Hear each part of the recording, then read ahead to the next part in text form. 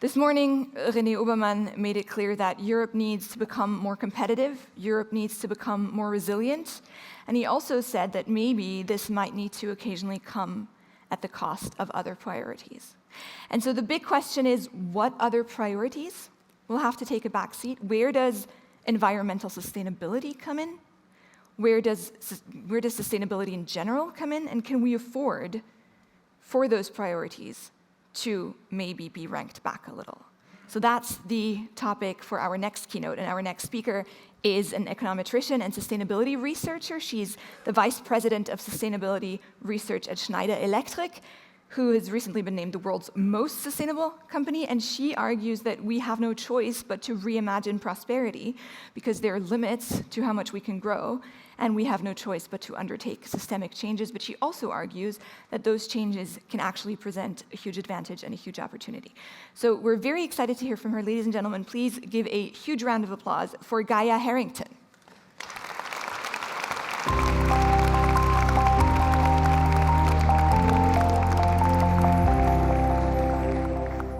Hello, everyone.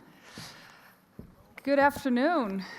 Being here feels a little bit like visiting an old friend, because I was born in Europe, and I worked at the Dutch Central Bank for a while, and I was in these international financial regulatory committees, including the Basel Committee of Banking Supervision. So at some point, I would just travel to Switzerland for like every 1 or 2 months. And then once I moved to the US, my career morphed kind of into a sustainability researcher one. So I thought for a while that I had left finance and economic policy making behind me. And then, as it turns out, my research into what it means for us to live truly sustainably on this planet brought me right back to the heart of our economic system. It started with the limits to growth. This audience might actually remember that well. When I talk to younger generation students, I give a lot of guest lectures, they don't know what it is, so I have to explain it. But it was commissioned by the Club of Rome, which has their headquarters here in Switzerland. And at the time, they came together in Rome and they said, why is it that despite all our innovation and progress, we keep seeing these same persistent problems of poverty, pollution, scarcity, conflict? Presumably, they said these things are interrelated, but how? And they asked that to this group of MIT scientists you see in the middle. And to answer the question, they built a first-of-its-kind world model, and with that, they ran scenarios. The most well-known is the business as usual, so that ran on historical averages only. You see that here. So there were many variables, all global, industrial output, resources, population, well-being as well. So the business as usual, we have two. They ran on historical averages only.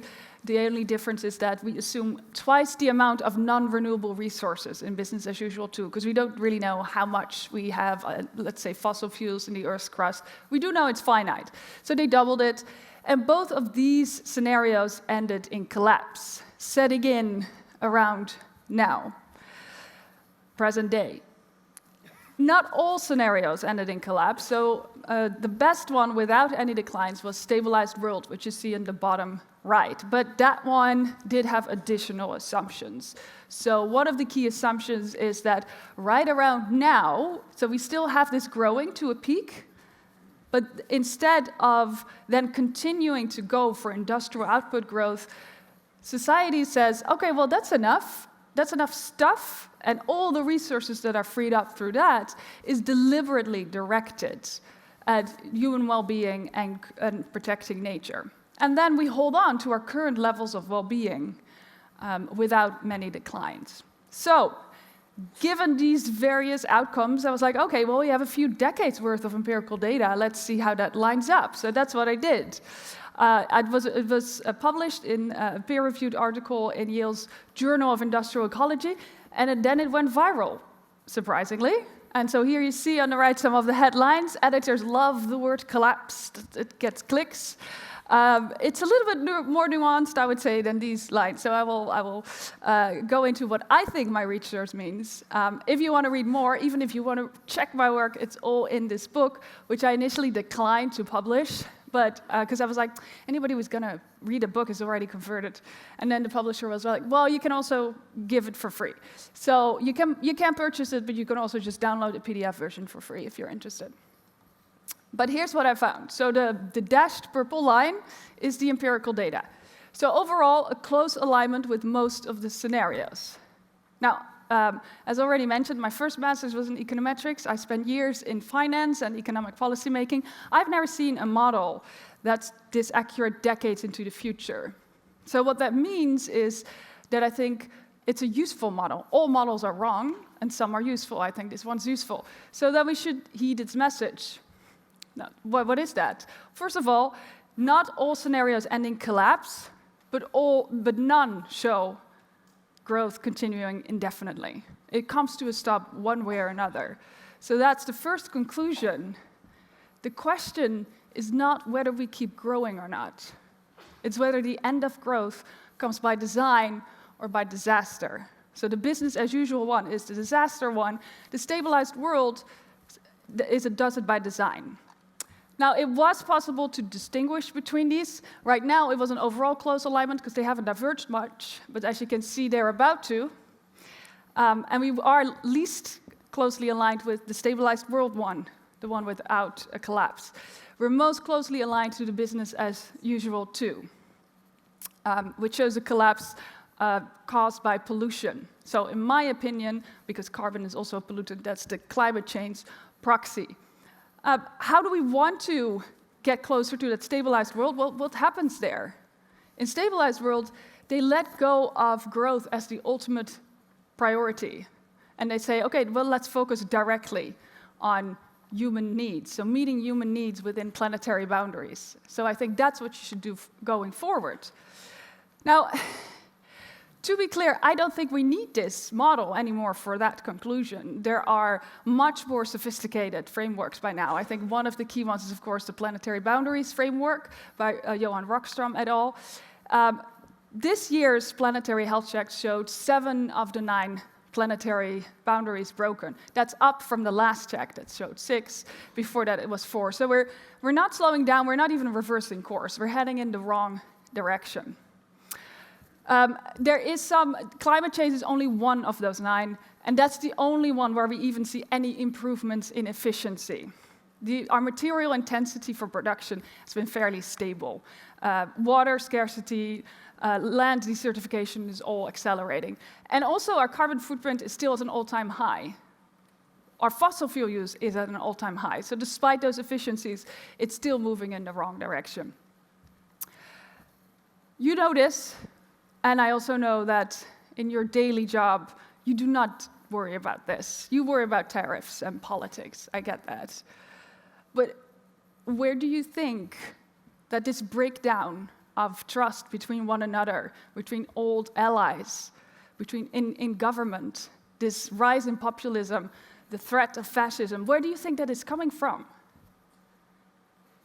Our economy is wholly embedded in our society. Our society is wholly embedded in our ecosystem. So ecosystem breakdown will also cause financial and economic meltdown. And it already is. And I think the authors warned us about that too.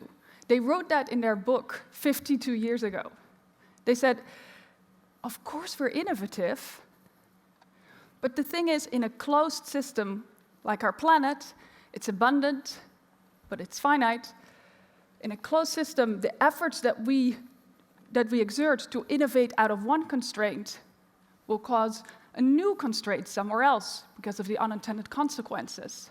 And they saw in their analysis that over time, these new constraints are coming faster and faster, and they're going to be costlier and costlier to fix. Before we run out of resources, before we run out of clean air and water, they said, we will run out of our ability to cope. That's what this polycrisis is. It's humanity running out of its ability to cope. The truth is, within the current economic system, we will do what is possible. To stay within Earth's safe operating space, to preserve life on Earth as we know it, we have to do what is necessary. If this polycrisis could be solved within the current system, it would have happened by now. I know changing our economic system sounds like a lot of effort. It is.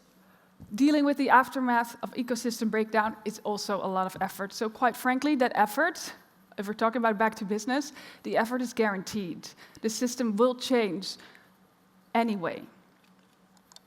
So, how do I think we should change it? Well, we have a lot more there too. By now, we have economic frameworks that really go into what that stabilized world would be. So they go by different names. Europeans know the donut one. You can call it well-being economics, as I do in the US. There's post-growth, regenerative economics. These stress different things, but they all come down to the same thing.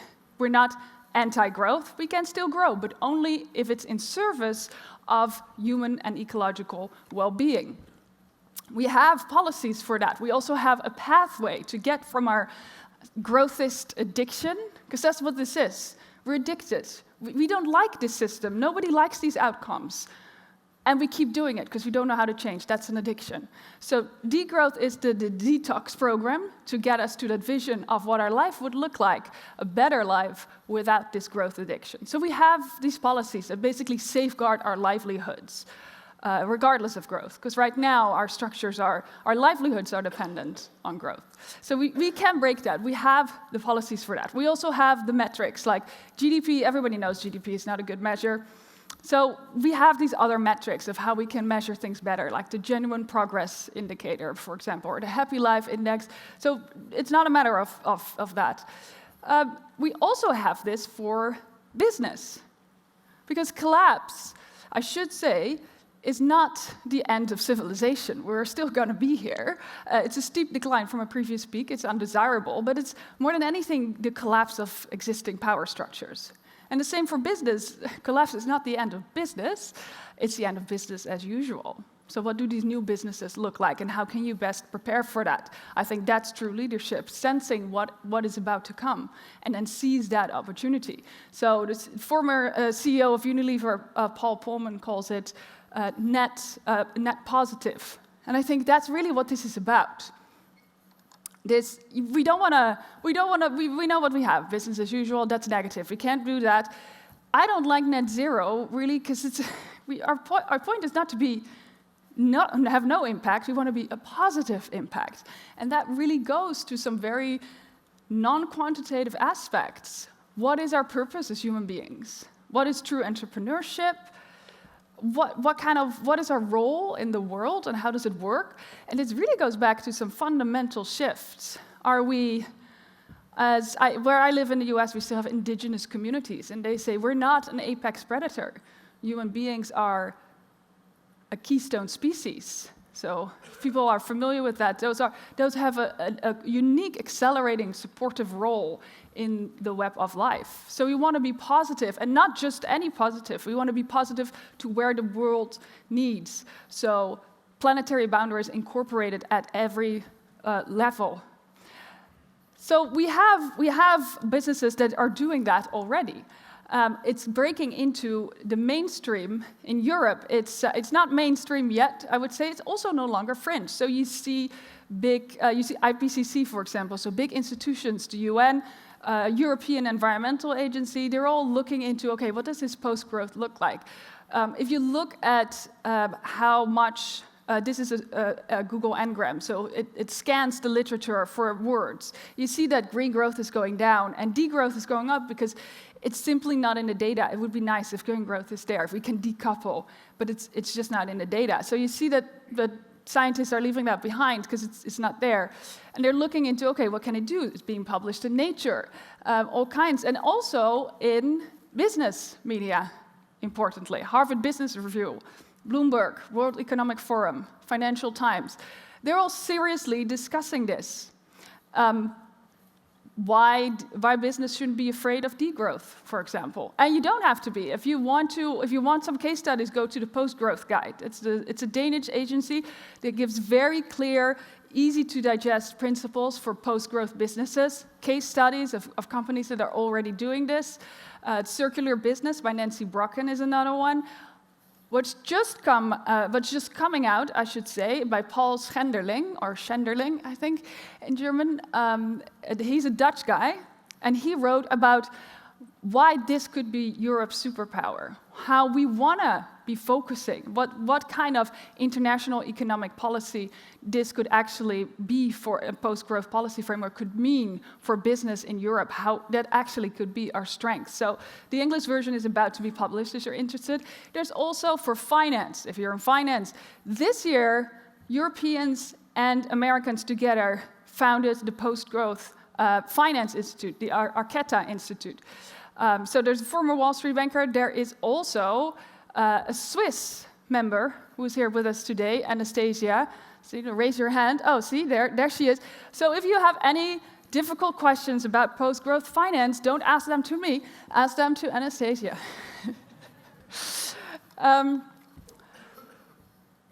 This summer, a survey came out from the London School of Economics that showed that in for-profit businesses, 9 out of 10 people actually agree with these kind of principles. Because when I talk about this, sometimes, business people, they say, yeah, but this sounds like charity. I'm like, no, you're not. It's not charity. You're still profit-making. You're just not profit maximizing. That's the difference. It really goes back to a couple of fundamental questions here, like what is value? What is ownership? What is investment? Is value always the same as price? And if it's not, if we agree that some things are invaluable and you can't put a price on them, even trying to do so feels wrong, that means the market shouldn't be there, because markets always say that value is the same as price. So we have to have that discussion, what should be in the market and what shouldn't. Is investment a claim to future payoffs, or is it a commitment to our common future? Is ownership the right to do with something as you please and exploit it until it's wasted?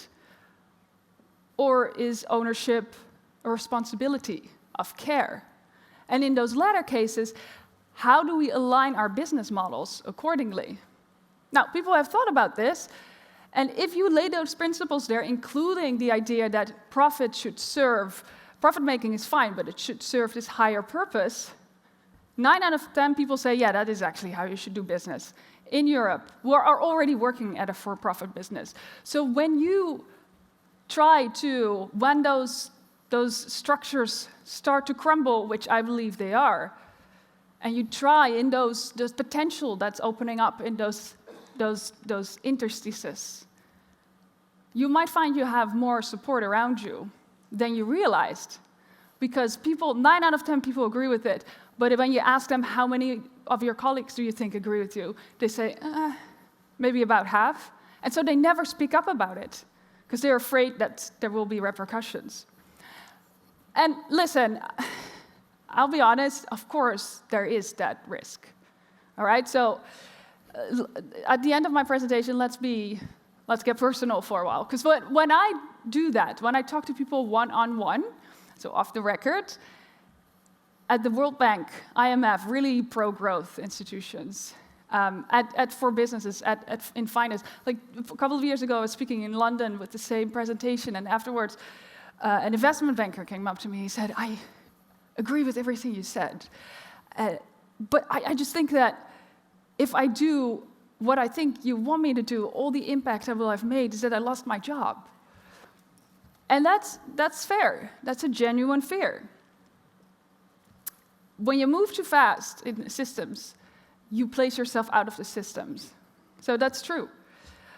But remember, the systems are changing anyway. So moving too slow is also a risk. So this uncomfortability, I think, again, going back to business, is unavoidable. We're living in times of deep systemic changes. Most people feel that, I think. Maybe I'm wrong, maybe some of you are like, I think the next 10 years are going to be completely predictable and very easygoing. I don't know what you're talking about. But I think most people actually feel that. They sense it. The current systems are breaking.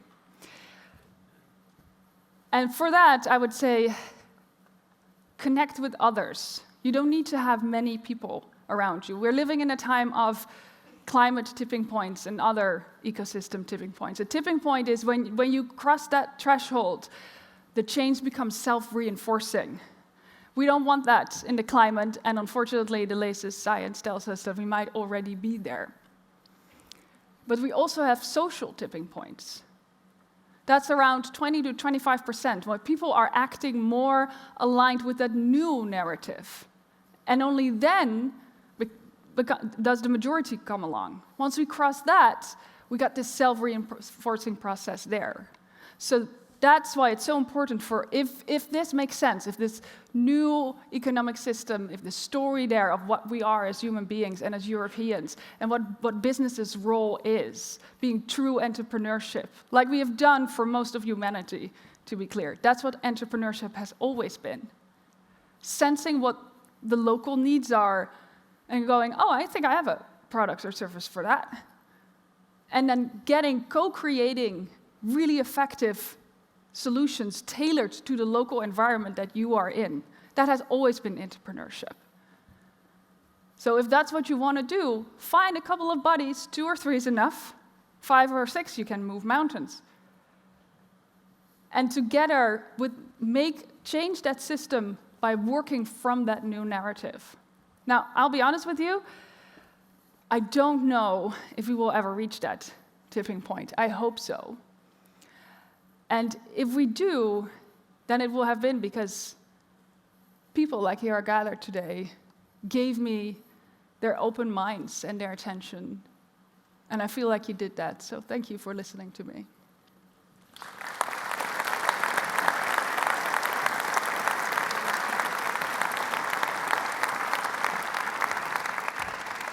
Thank you so much, Gaya, for sharing that very strong vision with us. Ladies and gentlemen, once again, you have the opportunity of getting your questions to Gaya through to us using the QR codes as we did this morning. They should appear in a minute. Here we go. But until then, Gaya, let me just start off by asking, what really is your message to the people in this room? What do you think what do you suggest each of us individually can contribute? Yeah. I think it's a very good question because a lot of times we have, we get into the fix mode, so which I call fixing the thing in the current system. So like, okay, well, we have this technological fix, right? So the efficiency, for example. And right now you see that despite all the efficiencies, we always see these rebound effects, which makes sense because if the system's goal is growth, any kind of tool, any kind of technological innovation goes to that. So instead of working less and polluting less with those efficiencies, we just use it to produce even more. So that's why you really have to work in that systems change. And that is very dependent on who you are in the system, your unique skills, and where you are in the system. But it does start always at the same place, which is you. Systems change is a deeply personal quest. So you can't stay there with the deeply personal, you have to put it out there in the system. But unless you first change your inner narrative, you're gonna just maintain the system with fixes. So we heal, we change this narrative that we've all been told, which is the story of separation. We are selfish maximizers. We discount impacts on others and nature as externalities. We can never have enough. And I don't think that describes us very well. Social science shows that we can be selfish and short-term thinking and violent if our basic needs are not securely met. But once they are, we become much more playful and curious and altruistic than this Homo economicus could ever be. And so we need to design an economic system that meets those needs, no matter what you do, and then we can become this playful, curious person, which I think will benefit our innovation much more. So watch that news story of this person that wants to contribute to others. What? I think that's the story of interdependence. We feel that we're all part of nature. We are nature, and once our needs are met, we really rejoice. We have these in contributing to this web of life that we feel we're all part of.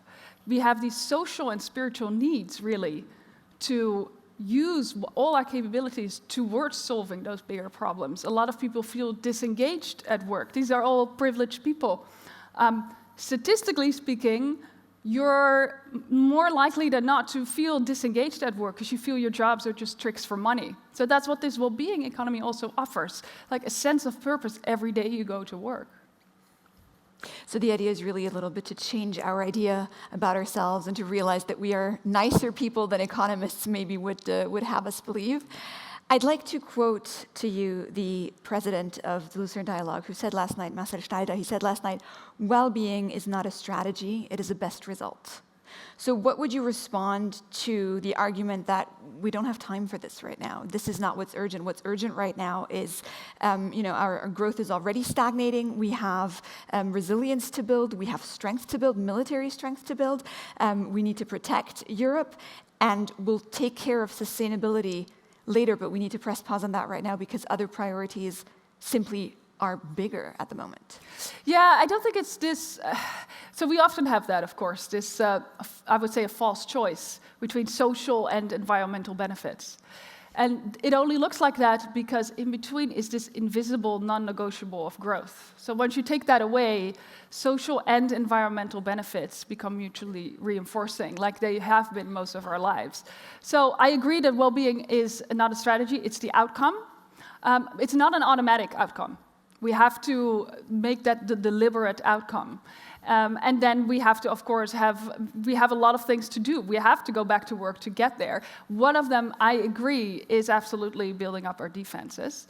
But I think it's a false choice, very much predicated from the current system still. And I think if how do we compete in this globalization? I think it behooves us to be a bit more precise about what competition we want to win. Because in globalization, part of winning in globalization is also just a race to the bottom about wage suppression and circumventing of environmental regulation. Do we want to be China? Do we want to be the US?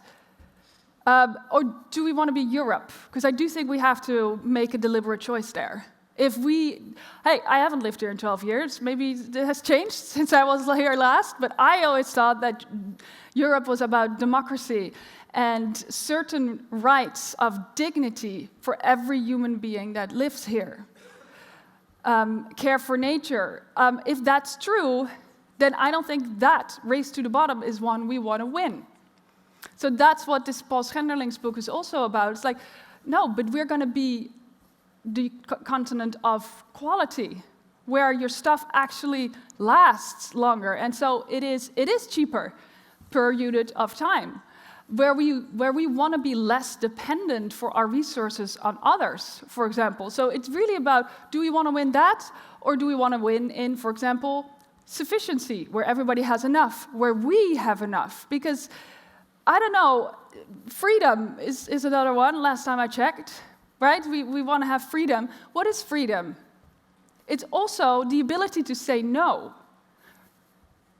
If we can at least get that basic minimum where we are self-sufficient in housing, where we can clothe ourselves, in food and water, only then do we really have the ability to say no.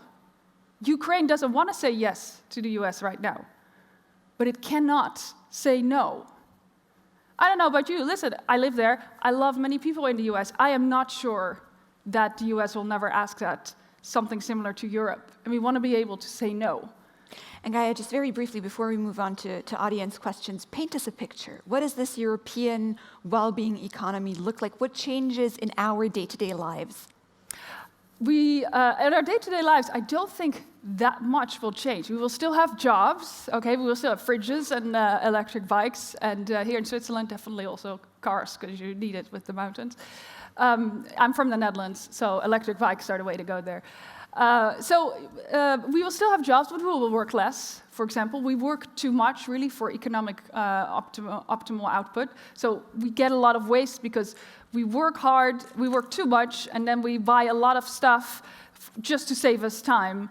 So to go back to the job that we need the money to buy that stuff for. So there's a lot of things that are just wasteful in the system. So we would still work, but we would work less. We would have guaranteed livelihood. So we would have some basic income, no matter what we do. And we would really design things around more sharing of the same product. So we would get our needs met, but much more with a much lower resource use. We would get locally grown food, not strawberries flown in from New Zealand, that sort of thing. Very interesting vision. Thank you so much. I'd like to move on to the audience questions. And the first one is, how can degrowth go hand in hand with innovation and with the scaling up of innovation, which has been a very important topic on this stage here today? Yeah, I don't understand, honestly, this thing that we have in our mind that a lack of growth means less innovation. It's a very unnuanced view. Growth, certainly as measured by GDP, like what's more tobacco? If we sell more cigarettes, what's that going to do for our innovation exactly? How is innovation created? It's by people working together. It's not, some competition is healthy, but ultimately the basis for life is collaboration. We are all just elaborate collaborations of organelles, okay?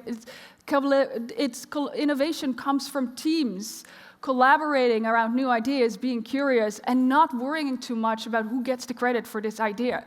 They're just like driven, curious nerds going, oh, that's interesting, what if we do that? That's how we get innovation. So if you have people whose needs are met and they actually have the bandwidth and the time to playfully collaborate in that way, and then come together around a shared purpose of lowering an environmental footprint or helping out this community that's falling behind, I think we're going to see a boom in innovation, if anything. So maybe some false dichotomies here that we need to rethink.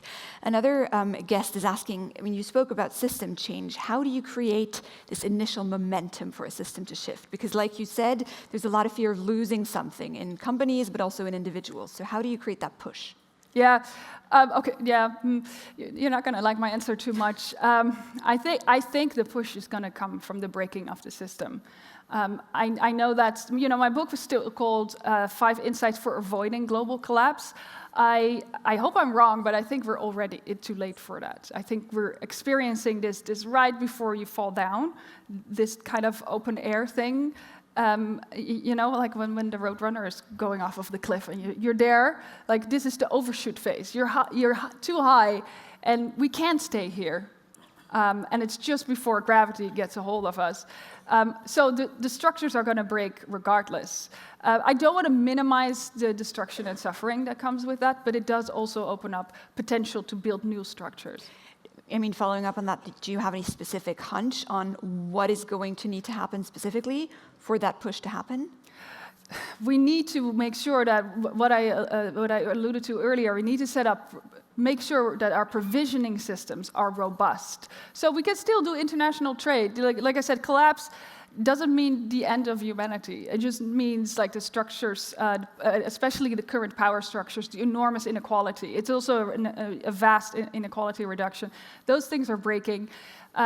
So you want to be sure that we can all meet our basic needs. I think in Europe we have a relatively good setup for that. I think because we still have I know it's going away and it's getting less, but we still have relatively high social cohesion. I think we can still gather around that. I think some other more conflict-torn parts in the world is going to be harder, but that's what we need to do, set up around provisioning systems of water, food, and energy. Thank you. We have a little bit of a critical question, I suppose, from the audience. What is the growth strategy of Schneider Electric? Well, I have no idea. I work in their research think tank, but so far as I know, they're very much focused on distributed generation, which is a key part of this. So not just renewable energy, so we're big in that too, of course, but really the distributed part, because when you do it distributedly, you also give power to, you also distribute more power. When you own your own energy generation, that gives more than just electricity. And again, this is, again, that false dichotomy. Just because I say we have to be more selective about growth doesn't mean we're anti-growth. And I think this just shows how unnuanced this discussion is. It depends on what grows. Of course we need more renewable energy growth. We do not need, at the same time, also more growth in coal use. So it's really about, it's not anti-growth, but really about what grows and what should not grow. It's really about being more specific about what we're talking about. Maybe a final question that we have time for. So obviously, a lot of this depends on what you measure, right? So how did you convince your shareholders to adopt your vision on a well-being economy switching to maybe different metrics? And do you have any advice for people in this room of how they can convince their shareholders to switch maybe to different metrics that are not the traditional ones related to growth at any cost? Yeah. I think, to some extent, I think there is some value in really rethinking the shareholder model. It's actually something I've internally had conversations about with Schneider, because it does actually limit how much you can do. I think the shareholder model is not the best ownership model. I think it's possible, but it's much more challenging than if you're, for example, buy back your stocks and become private again and take out loans. So you can convince them. There are definitely different kind of metrics that you could use. I think for some, it might actually be more valuable to just restructure the business and get different kind of ownership models. But I mean, moving away from a shareholder model would massively sort of restructure how we deal with capital. Right. So that would be a huge change. It is a huge change, yeah. I do think that part of this economic system change is also massively redistributing. So that is about income, but it's also very much about the wealth that we have and assets. So I do think that part of this is also redistribution.